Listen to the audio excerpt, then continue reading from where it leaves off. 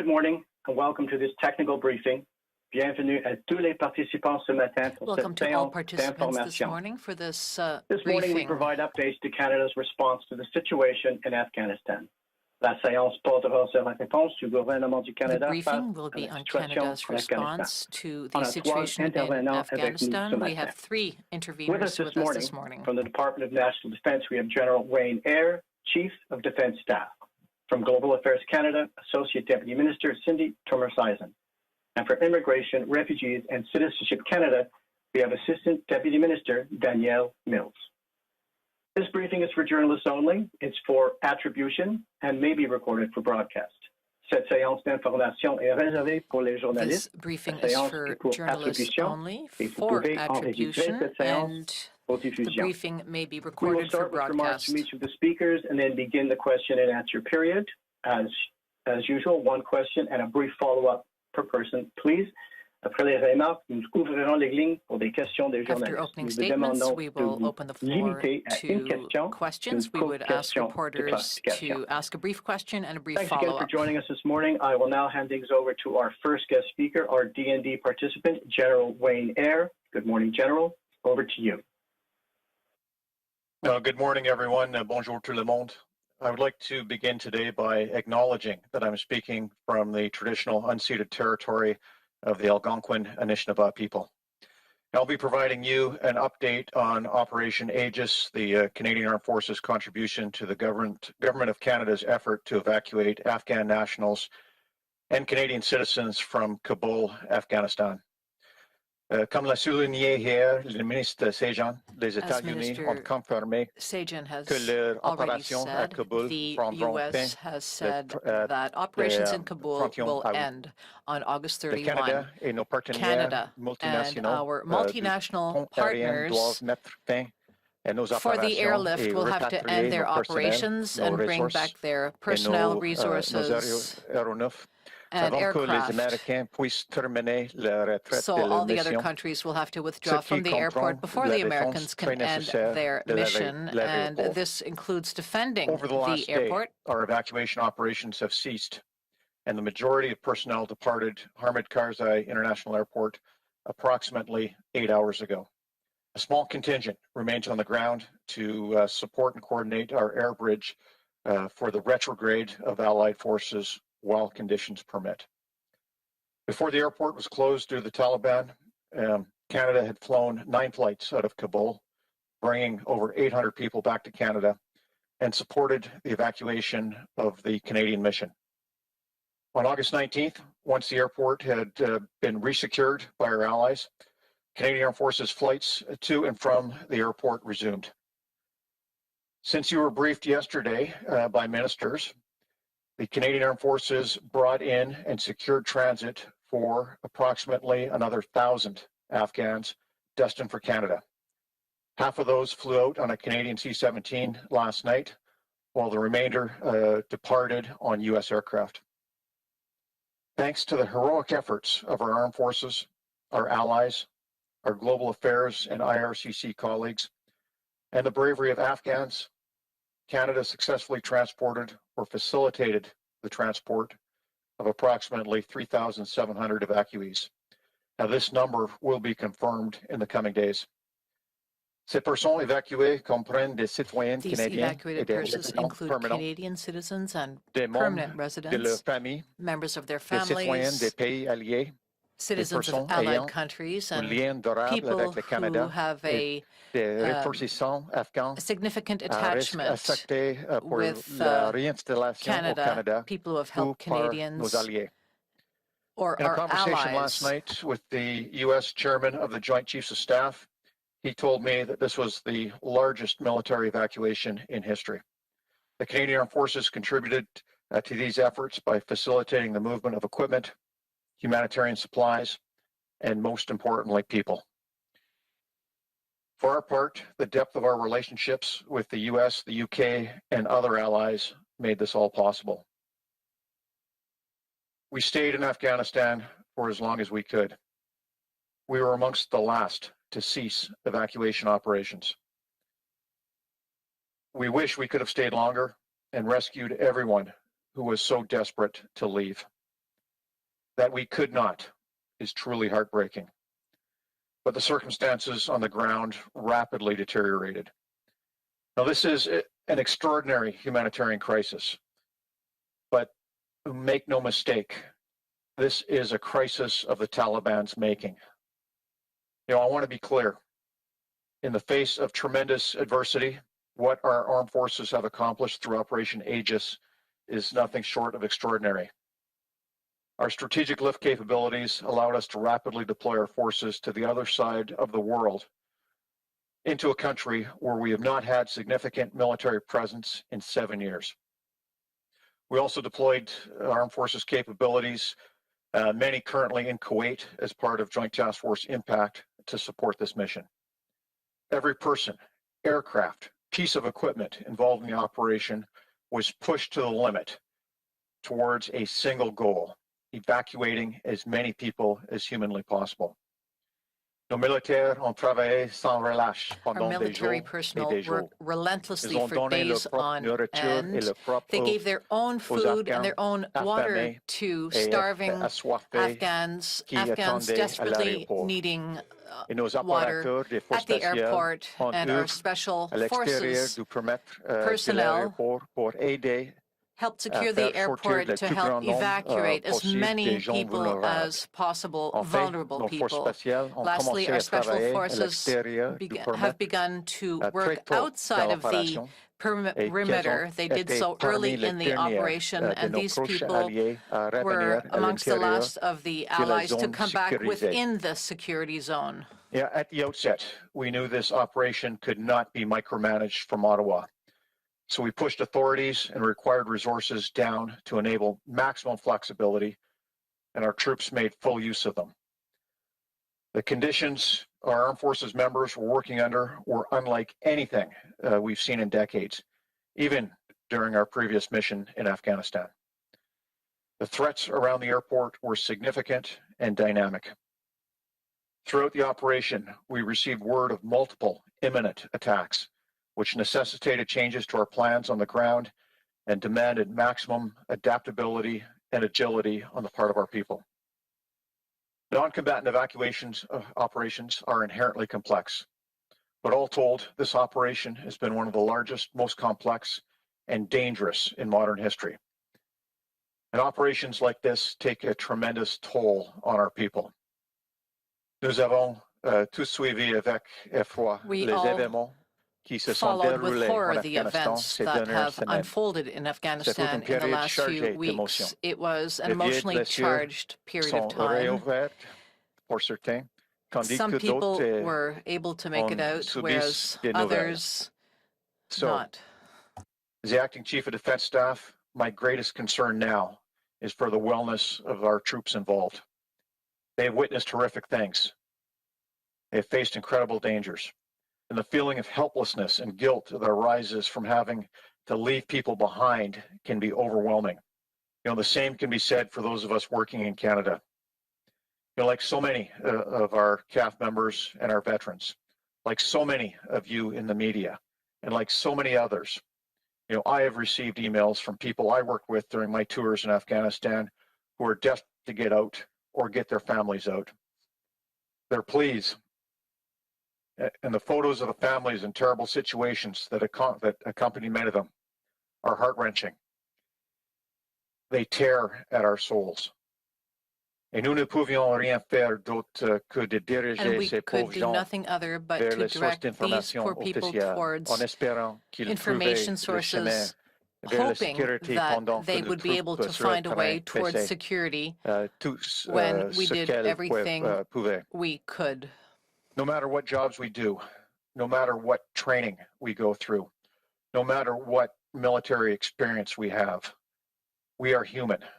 And these horrifying stories will stay with us, in many cases, in most cases, for life. So caring for our people will be a priority as this operation winds up. Understanding that burden, I ask our members to focus on the thousands of lives that they saved. As they come back, they will be debriefed. They will be given the time they need to decompress. We'll support them, ensure their well-being, and make sure they know how proud we are of them. Their experiences have not been made any easier by the fact this operation was carried out under intense and often misinformed public scrutiny and criticism. Now, for obvious reasons, operational details of what we were doing had to be kept quiet. So into that silence, some people interjected their own narratives without any real knowledge of the facts, adding to the confusion. Mais la vérité est très différente. But the truth is very different, even if the Kabul airport qui nous brise le cœur. Was the scene of desperation which broke our hearts. In the coming days, you are going to hear tales of heroism on the part of people who participated in the operation, and we need to hear what they have to say. How the dedication, determination, and compassion, how the heroism of our Canadian troops saved and changed thousands of lives. You'll hear about the CAF members who cared for a new mother and the baby she'd given birth to approximately 15 hours before boarding a flight, making sure she and the infant made it to safety. Vous entendrez parler de la petite fille You'll hear stories of the little girl, the little Afghan girl who followed a military member onto a flight. She asked her father, she told her father she wanted to be a policewoman, and he said that in Canada, women can become members of police forces.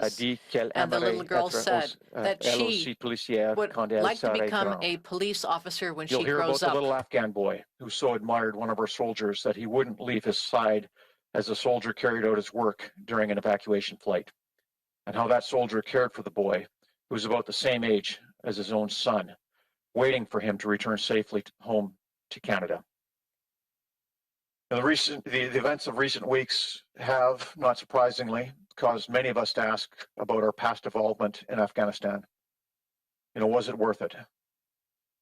My personal answer is time will tell. I know we made a difference in thousands of lives while we were there, and every one of those lives counts as a win. We'll see if that's enough. Finally, I want to thank our Canadian Armed Forces families, the families of our fallen, and the many veterans that have been following these events closely, many of whom have been advocating for a better life for Afghan nationals. Thank you for your strength, compassion, and resolve during these difficult times. Canadians can be immensely proud of the work our team has been doing under incredibly dangerous and chaotic conditions in recent weeks. I know I am, and I thank them for their courage, ingenuity, and peerless professionalism. Thank you. Merci beaucoup. Merci, monsieur. Thank you, General. Now we go to Cindy Turmer-Sison of Global Affairs Canada.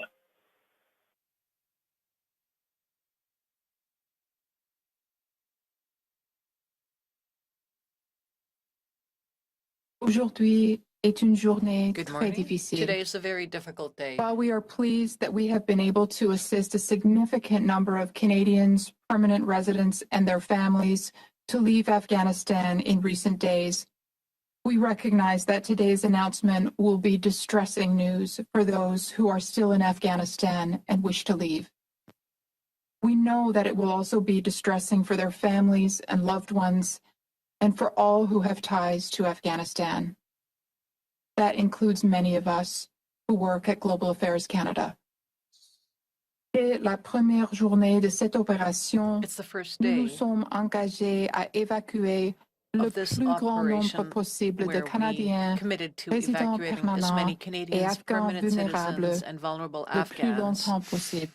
and to do so for La as fin long de as cet possible. effort The end d'évacuation of this ne evacuation signifie effort pas does la not fin mean du soutien du the Canada end of au Canada's peuple support de for l'Afghanistan. the Afghan people. In the coming weeks and months, we will continue to work with our allies to explore options to provide whatever support we can to Canadian citizens, permanent residents, and vulnerable Afghans who remain in the country. Please rest assured that we will spare no effort to help. Although our ability to provide assistance in Afghanistan is extremely limited at this time, consular support continues to be available to Canadians in Afghanistan. We are actively coordinating with allies in the region, at the G7, and bilaterally to determine which options might be available to assist our citizens and Afghans who assisted the Government of Canada, as well as other vulnerable Afghans. Dès le début de cette crise, les intervenants du Centre de surveillance et d'intervention d'urgence ont été disponibles pour répondre aux appels et aux courriels des personnes en Afghanistan à la recherche d'aide et de conseils. Actuellement, des dizaines d'entre eux travaillent 24 heures sur 24 par rotation. On a rotational basis. We encourage Canadians still in the country to stay in contact with us through the center. Reach out to us.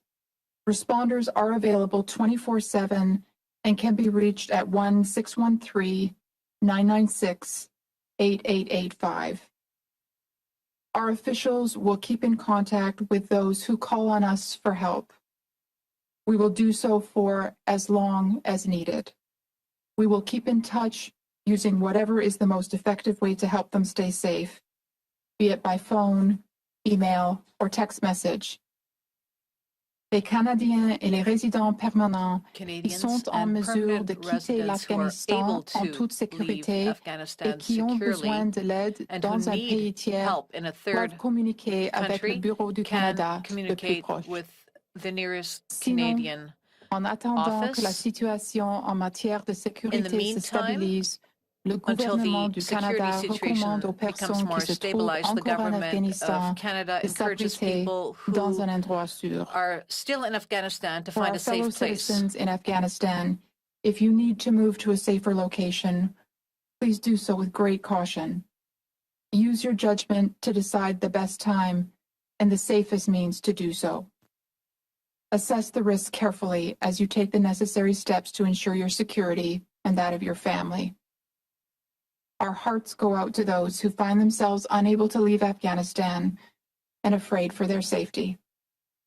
Nos conseils et avertissements aux voyageurs sont continuellement mis à jour avec les dernières informations dont nous disposons. Are constantly updated based on the information we have. We sur les canaux de médias share this sociaux, information on social media platforms and Global Affairs Canada's travel website and on the websites of the Canadian Embassy in Afghanistan. Qui sont en mesure de le faire, the Canadians who can do so, we strongly recommend that they register with the Canadians Abroad registry to receive important and up-to-date information. Thank you. Thank you. Et maintenant, je donne la parole à Daniel Mills de l'Immigration, Réfugiés et Citoyenneté Canada. Refugees and Citizenship Canada. Daniel Mills. Bonjour, good morning. Les nouvelles d'aujourd'hui sont très troublantes pour nous tous. C'est une journée difficile et particulièrement éprouvante pour le peuple afghan. Let me be clear. We are not giving up. We will continue to remain in contact with Afghans on the ground and will support them in any way we can.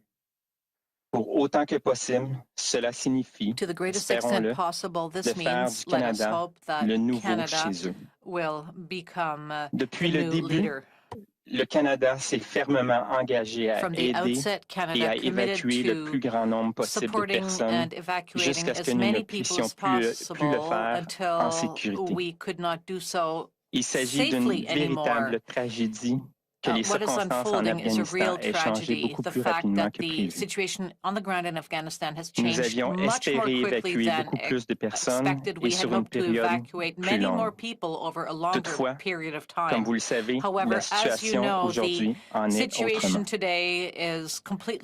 I want to assure you that IRCC has been and continues to work tirelessly to process all applications under our special immigration measures, afin que nous puissions offrir l'asile à toutes les personnes dans le besoin.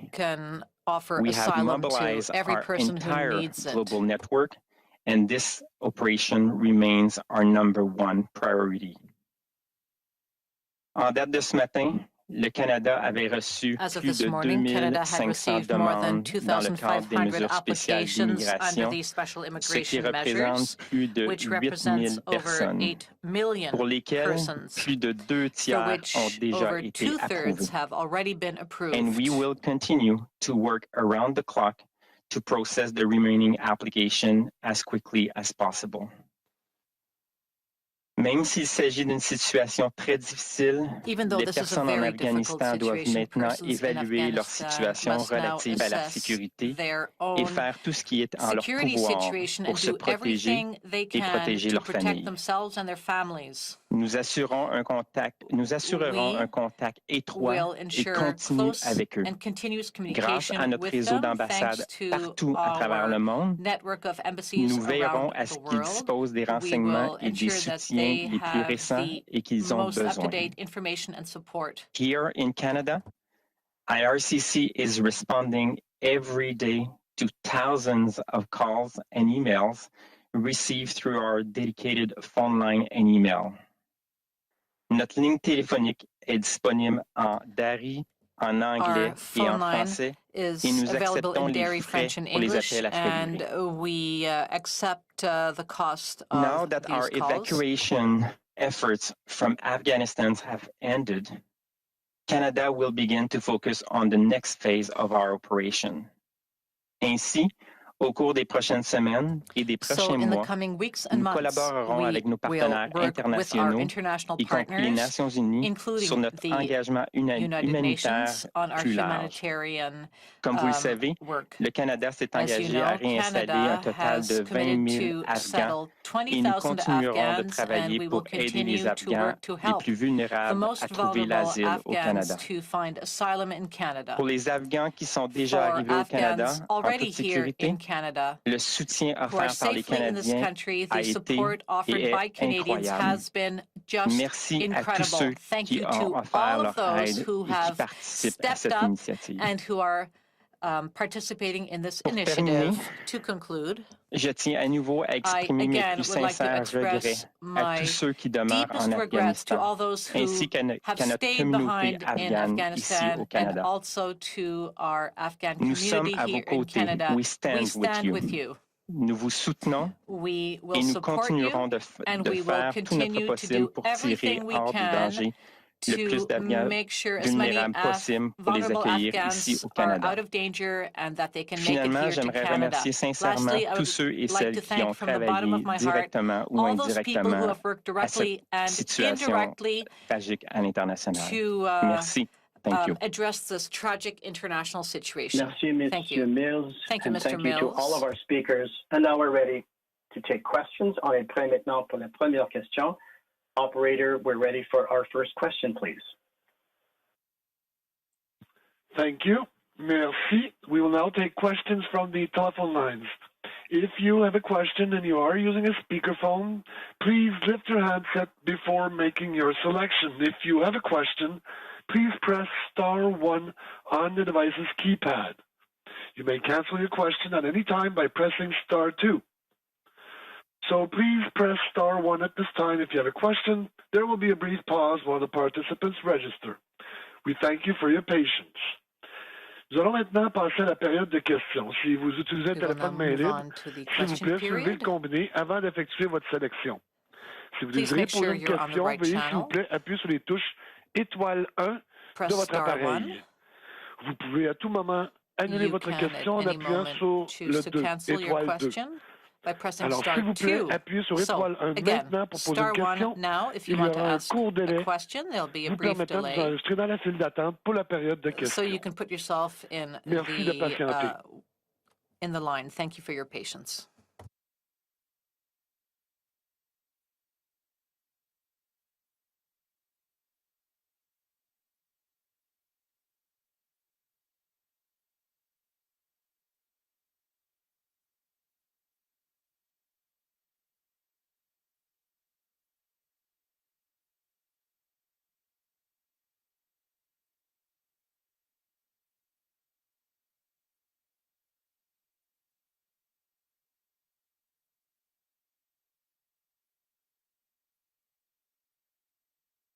The first question is from Ashley Burke from CBC News. Please go ahead. Your line is open. Good morning. I'm hoping to get a sense of numbers. You had a list of about 6,800 applicants and about 2/3 of their applications were processed.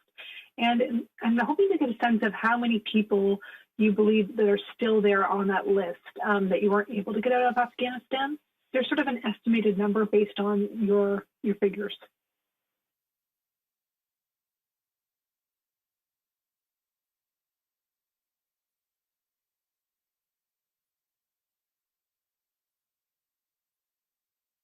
Ms. Burke, did you have that directed? I'm sorry. Go ahead. I'm sorry.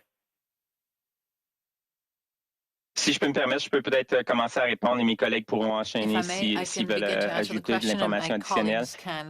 Merci beaucoup pour la question. Je devrais dire que, comme j'ai mentionné dans mon allocution, on a reçu plus de 2500 applications qui totalisent environ 8000 personnes et pour lesquelles on a déjà traité et approuvé plus de 2/3 de celles-ci. Donc, ce qui nous reste à traiter va être traité de façon prioritaire au cours des prochaines semaines. Et c'est ce qu'on s'est engagé à faire et on veut rassurer les clients, les demandeurs à l'international que c'est un travail qui va continuer et on va les tenir au courant et on va leur donner l'information nécessaire en temps et lieu. That in English before I ask my follow-up question, please.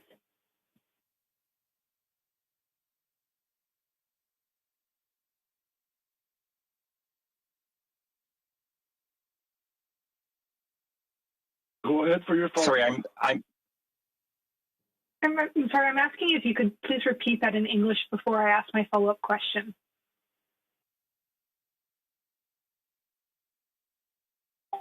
Sure. So thank you very much for the question. So as I mentioned in my introduction, we have received over 2,500 applications,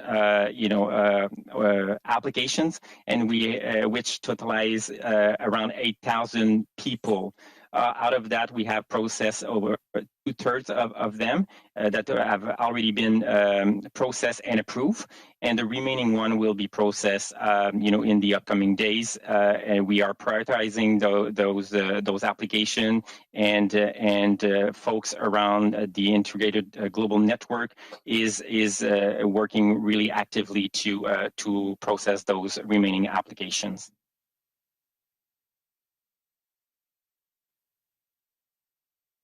So there were about 8,000 applications, and there were about 2,700 people who got out. So we could do the math and say the rest are still in Afghanistan. Is that what you suggest? And then for my second question, I'm hoping to find out, there are still people in Afghanistan, some Canadian citizens as well. What exactly do they do? And what specifically are you going to do to help those who are in third countries? Will you be pulling them out of refugee camps? Will there be military on the ground?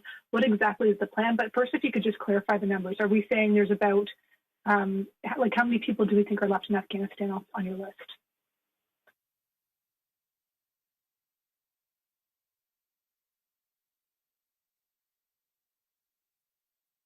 Thank you for the question. I could start from. Go ahead, Daniel, and then I'll follow you on the global affairs piece. Thank you, Cindy. So as I mentioned, we have received a total of 8,000 people due to the special measures of immigration measures. Et comme mon collègue a mentionné, plus de 2700 ont été évacués de l'Afghanistan, plus les derniers vols qui ont eu lieu hier. Donc, on est en train de faire le décompte. We are looking at presently at, really looking at the remaining population in Afghanistan. But it is important to note that all of those 8,000 applications that we received, not everybody is in Afghanistan. Some of them could be in the neighboring countries. So we have to kind of look at our list, and we will be in a better position to confirm exactly who's still in Afghanistan in the upcoming days. And perhaps I'll follow on from a global affairs perspective with respect to Canadian citizens, permanent residents, and their families. So we have been able to get hundreds of these individuals out of the country thanks to both the Canadian Armed Forces, airlift capability, and also seats made available on Allied aircraft. And what we are doing right now is getting a better handle on those numbers.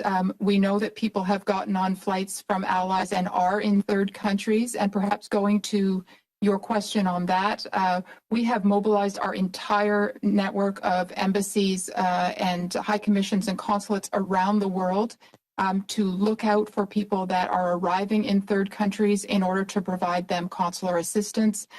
We are also putting out messaging on our website. We're putting out messaging through press availabilities like this to ensure that people know who to contact, and our diplomatic missions around the world are poised to do that for anyone who has made it out of Afghanistan through other means. Thank you.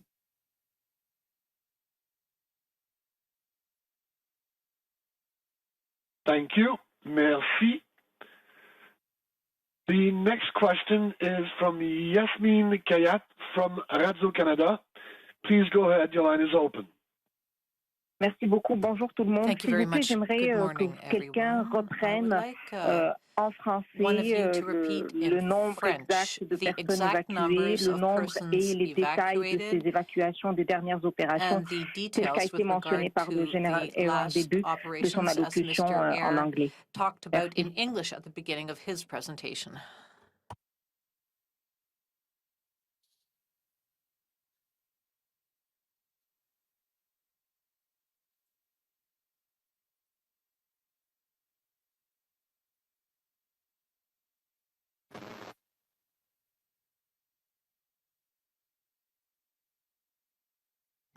General Eyre, you're on mute.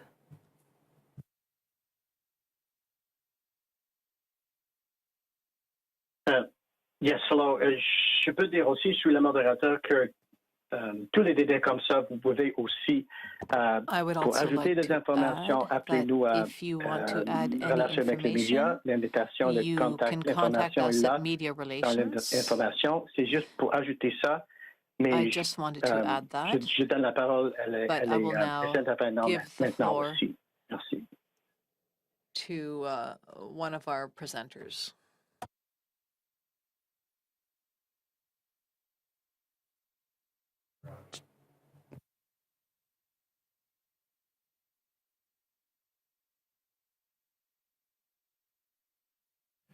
General, I believe you're on mute.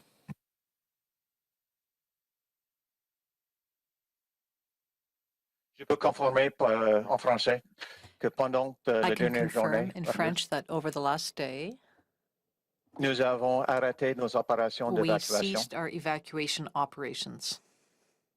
Il y a 8 heures, notre dernier vol 8 hours a ago, quitté le pays the last flight left Afghanistan avec notre force opérationnelle. With our operational forces. Il reste une petite équipe de liaison sur le terrain pour aider avec la coordination avec nos alliés. L'équipe là va rester sur le terrain pour les prochains jours ou deux. Day or two.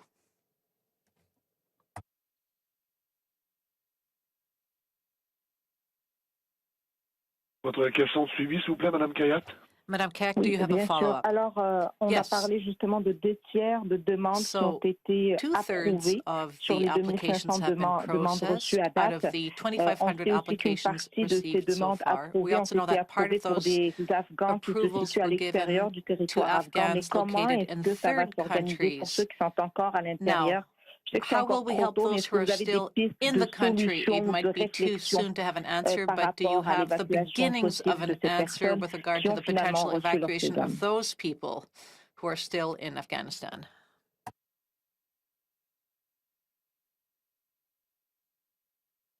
Merci pour la question. Thank you for the question. Nous continuons à venir en aide aux personnes qui sont en Afghanistan et qui désirent se rétablir comme réfugiés au Canada, et ce même après la fin de l'évacuation qui a été mentionnée aujourd'hui. Nous allons rester en contact avec ces personnes-là et via email, via SMS, texte, texto. or Et text. ils peuvent également en tout temps communiquer avec nous. Comme j'ai mentionné précédemment, nous avons la ligne téléphonique. On a le service, une boîte de courriel qui est dédiée à ces services-là qui peuvent nous communiquer en tout temps. Donc, vraiment, on veut essayer d'une certaine façon de les rassurer. On ne les laisse pas tomber. On est encore là pour eux. Mais comme vous avez mentionné dans votre question, il est un peu trop tôt pour savoir les prochaines étapes. Et c'est quelque chose qu'on travaille en étroite collaboration avec ma collègue Cindy, les affaires mondiales, pour vraiment s'assurer c'est quoi les prochaines étapes. Et à ce point-ci, il est un peu tôt pour voir vraiment ce qui s'offre à nous. Exactly what our opportunities are. And maybe I'll just add to that from a Global Affairs Canada perspective to say that I think, as you're all aware, both the political and the security situation in Afghanistan are very fluid. We do not know what the next government will look like, what it will be comprised of, and what its approach will be to the departure of foreign nationals or Afghan nationals.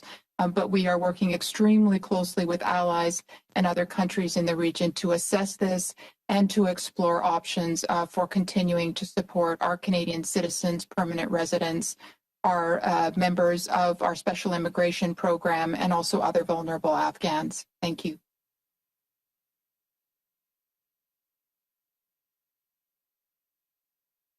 Follow-up? Thank you.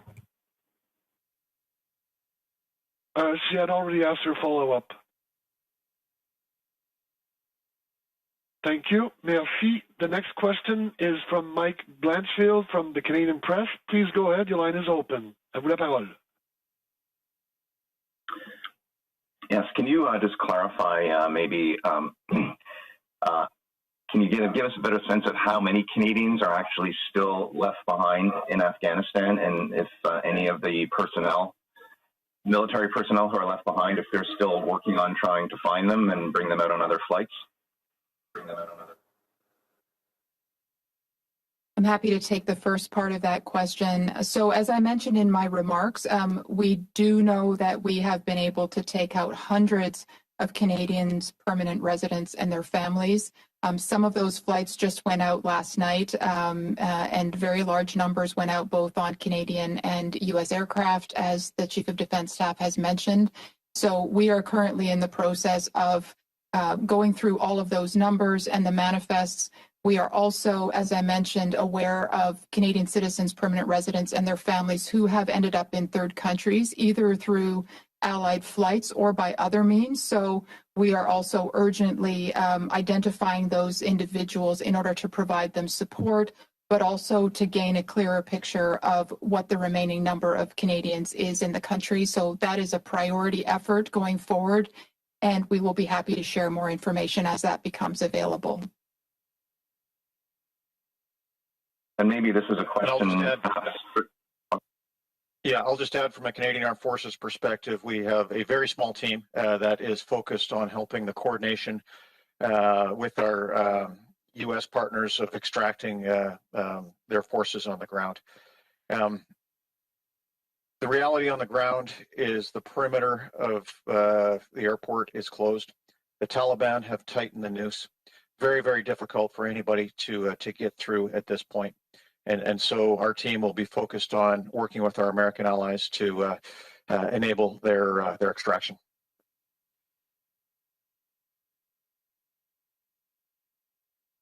Well, as a follow-up in general, will that include using American air assets perhaps to help, because we don't seem to have that? I mean, maybe there are helicopters and working with them to get more people out? So at this point, all of our allies have ceased personnel recovery operations, from my understanding. So the answer is no.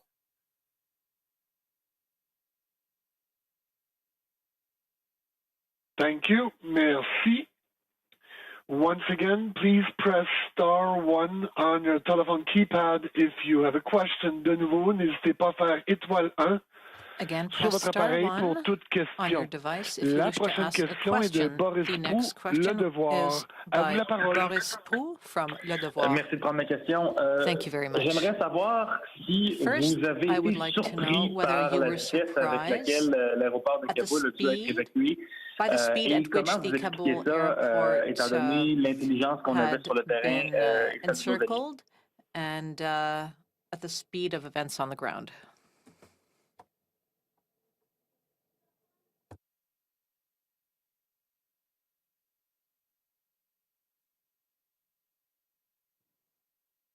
Perhaps I can start from a global affairs perspective. Go ahead, General Eyre. I'll just say from our perspective, warfare is always chaotic and unpredictable, and hindsight is 2020. Based on the information we had at the time, yes, we were surprised by the speed of the Taliban takeover of Kabul, and I'm sure there will be much ink spilt about this. But we have to look at going forward now and what next steps we take. Thank you. I think General Eyre has said it well. I'll leave it at that. Si en question de suivi, vous dites que vous allez travailler avec nos alliés pour la suite des choses, j'aimerais savoir concrètement qu'est-ce que ça veut dire exactement pour aider à faire sortir le reste des réfugiés ou le reste des Afghans qui doivent venir au Canada. Est-ce que ça veut dire aller dans d'autres pays? Est-ce que ça veut dire faire des missions, participer à des missions sur le terrain pour aller les chercher? Qu'est-ce que ça veut dire? What exactly does that mean? Maybe I'll start and others might want to add. It's a very good question. As I mentioned earlier, the political and security situation on the ground is very fluid. One thing we don't know, for instance, is once the military retrograde is completed, even what kind of airport will be available for civilian flights. So understanding even what kind of transportation options are available is still quite difficult. So those are the things that we are urgently working with allies to understand those avenues for potential departure for those who still wish to leave, and then also gaining an understanding of what might be possible under a new government in Afghanistan. And the composition of that, of course, is also not clear. So all that to say, there is much that remains unknown, but we have daily, multiple times a day, conversations at all levels of the government with allies, with regional countries, to better understand what that future might look like, and therefore what options might be available for us to further assist Canadians, permanent residents, our SIMS applicants, and any vulnerable Afghans that remain on the ground and wish to leave. Thank you. And I will add, over the coming days, we will be working in the region to move forward the Afghans that we've brought out. Our base in Kuwait is quite full. As I mentioned in my opening comments, we were able to secure spaces on a number of American aircraft that have moved Canadian destined Afghans to a number of different locations in the region. So over the coming days, we'll have to gather those up, bring them to a central location for onward movement to Canada.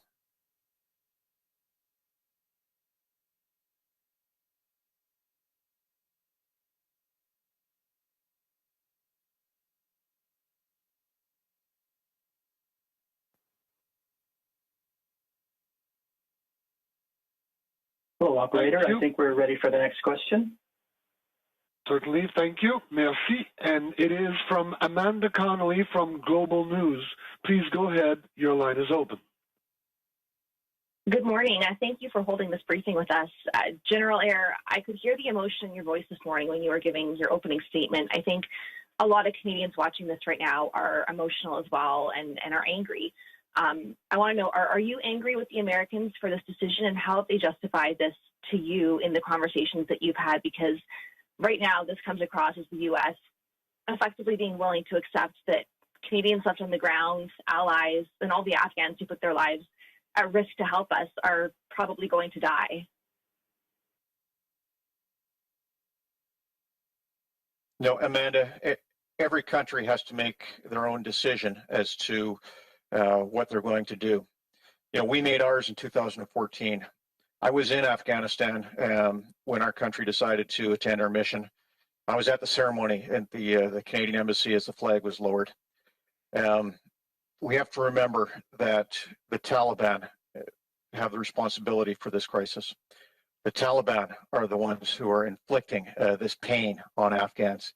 The Taliban are the ones who are restricting the ability of so many to get to the airport to be extracted. So put the blame on them, please.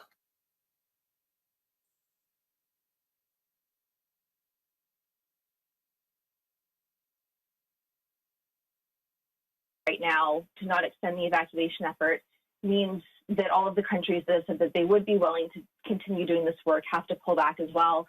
Can you break it down for the people who are watching this in plain language? What are the logistical barriers here to countries like Canada stepping in to take control of the airport if the Americans do not want to do that? Is it a lack of intelligence, a lack of technology, a lack of people? Can you just help us understand that? So there is no country in the world other than the U.S. that's got the capability of projecting force to the other side of the world and securing an airport like that. I'm very happy with the Canadian capabilities that we've been able to exercise here. A decade and a half ago, we would not have been able to do this. Getting the strategic airlift in the form of C-17s has been a game changer. Using C-17s in conjunction with our special forces, in conjunction with strategic communications, has allowed us to be part of this operation. Quite frankly, Canada does not have the capability to do this unilaterally. Neither does any other country besides the U.S.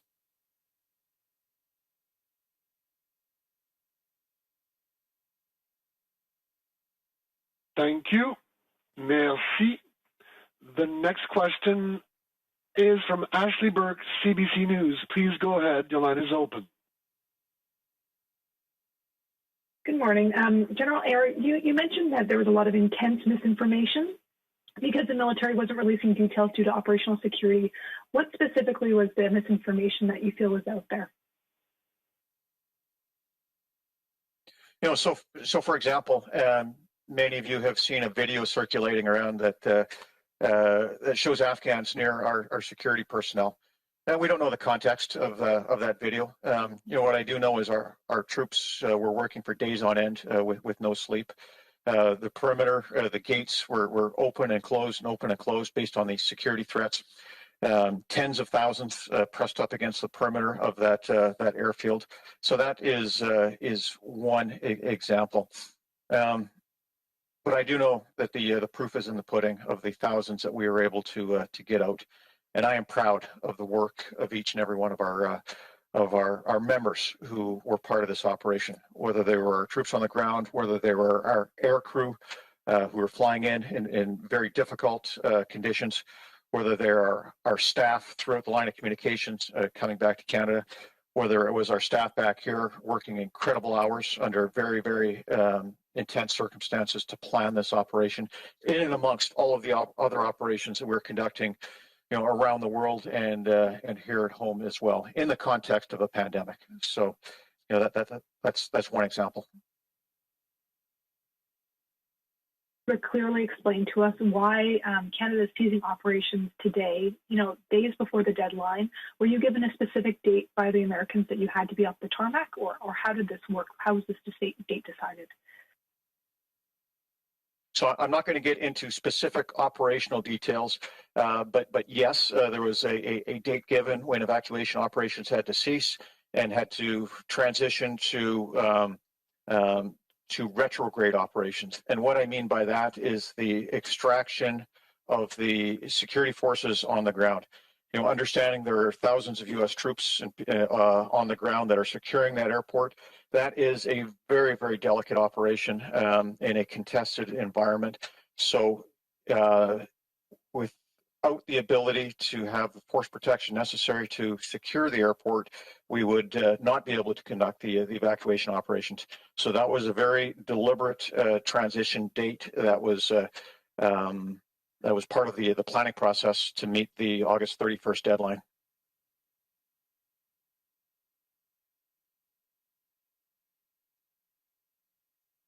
Thank you. Merci. We will now take the last question from Yasmine Kayat from Radio-Canada. Please go ahead. À vous la parole, Madame Kayat. Merci beaucoup. Je voudrais juste rebondir sur la question de ma collègue parce que des informations circulent sur une possible ou la possibilité d'attaque terroriste de l'État islamique aux abords de l'aéroport. Est-ce que ce serait l'une des raisons pour lesquelles on a suspendu les opérations d'évacuation afin justement de préserver les Afghans et les personnes aux abords, mais également les soldats canadiens et les soldats de la coalition? To protect the lives of coalition soldiers, Afghans, and anyone else trying to flee the country.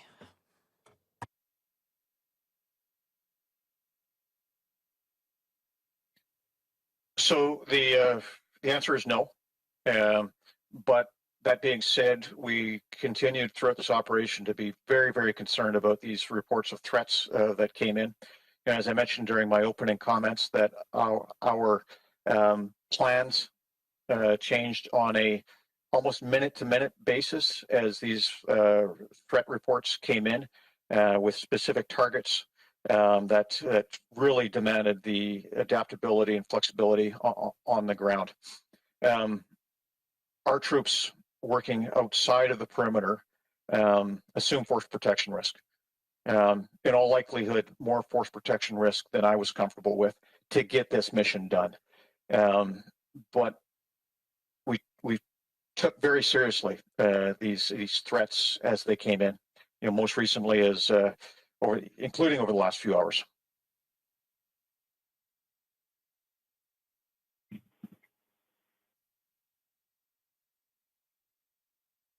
Une question de suivi, Madame Kayat?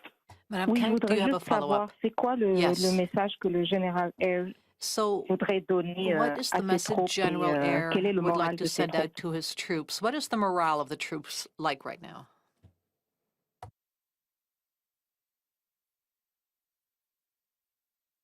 Well, it's no surprise this has hit us all very hard, you know, especially those of us who spent part of our lives in that country. My message to the troops who are involved in this operation is focus on those that we got out. I had this conversation with one of my staff several days ago, and he told me, you know, sir, if we save one life, it is worth it. So I asked my troops to focus on that, focus on the lives that we saved, live their lives as our fallen would wish them to live them. Focus on being better each and every day, and we'll get through this. Thank you. Merci. There are no further questions registered. Il n'y a plus de questions à ce moment-ci. I'll now turn the call back to Mr. Bill Brown. De retour à vous, Mr. Brown. Thank you very much, and thank you to all of the speakers and to everyone for participating. Merci tout le monde pour être là aujourd'hui. Follow-up questions can be sent to the appropriate media relations teams. Pour d'autres questions, veuillez communiquer avec les équipes de relations avec les médias. Contact information is on the media advisory sent out last night. Have a good day et bonne journée.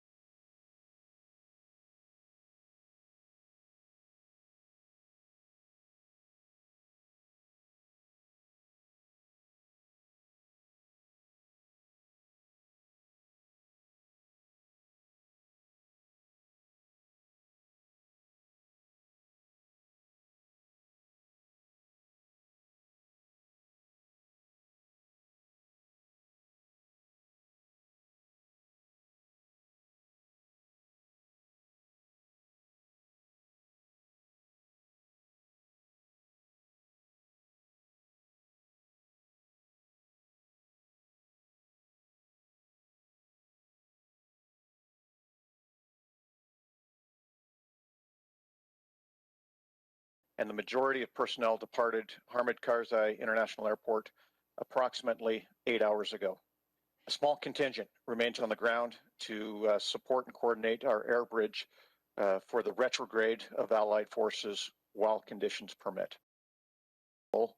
bringing over 800 people back to Canada and supported the evacuation of the Canadian mission. On August 19th, once the airport had been resecured by our allies, Canadian Armed Forces flights to and from the airport resumed.